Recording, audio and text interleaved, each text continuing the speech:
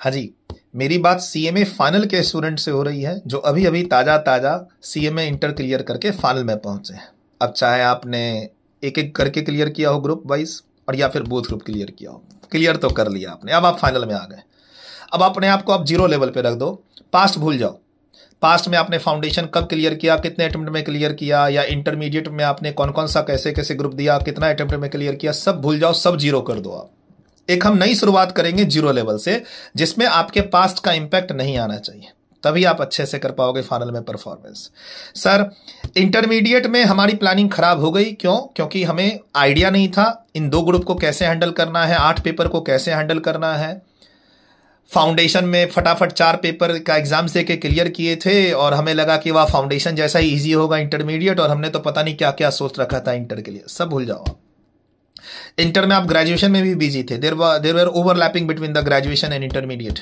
अब आपका ग्रेजुएशन भी क्लियर है, आई होप, एंड आप इंटरमीडिएट भी क्लियर करके फाइनल में पहुंचो। अब आपका सीधा सीधा टारगेट होना चाहिए कि मुझे फाइनल अच्छे से प्रिपेयर करके एग्जाम देके क्लियर करना है।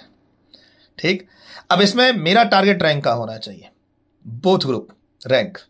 सर, अगर रैंक लाना है तो बोथ ग्रुप देना होगा, और बोथ ग्रुप देना है तो उसके लिए आपकी ट्रेनिंग 15 महीने की कंप्लीट करनी होगी। मैं क्या चाहता हूं, ट्रेनिंग आप कंप्लीट करो। इंस्टीट्यूट कहती है कि 10 महीने की ट्रेनिंग कंप्लीट करके आप फॉर्म भर दो और रिजल्ट तक 15 महीने। मैं वो नहीं चाहता।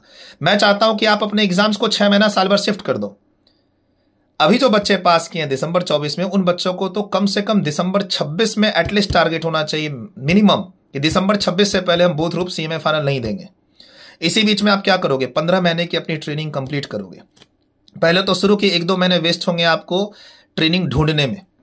इस 1-2 महीने में ट्रेनिंग ढूंढने में और सेलेक्ट करने में आपके वेस्ट होंगे। आप चाहो तो एक पेपर कोई भी, ग्रुप 3 का, ग्रुप 4 अभी मत टच करना, ग्रुप 3 का एक पेपर, डीटी मत टच करना, लॉ मत टच करना, एसएफएम या एससीएम, जो भी टीचर आपको 1.5 ईयर्स 2 ईयर्स की वैलिडिटी वाली क्लास दे रहा हो, बहुत सारे टीचर देते हैं, आपको पटाना पड़ेगा। जो भी टीचर अच्छी खासी वैलिडिटी के साथ एससीएम एसएफएम की क्लास दे रहे हैं, वो क्लास ज्वाइन कर लो तत्काल। एक ही सब्जेक्ट, चारों पेपर मत लेना, कोई भी एक सब्जेक्ट उठा लो, एससीएम या एसएफएम ग्रुप 3 से।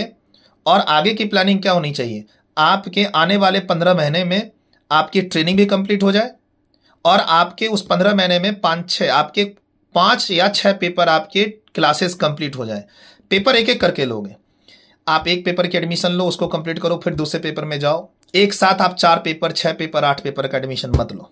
इस तरीके से आप बड़े आराम से अपनी क्लासेस भी कंप्लीट करोगे, ट्रेनिंग भी कंप्लीट करोगे, 3-4 महीने का रिवीजन टाइम रखना, और आराम से बोथ ग्रुप फाइनल देके रैंक लाना।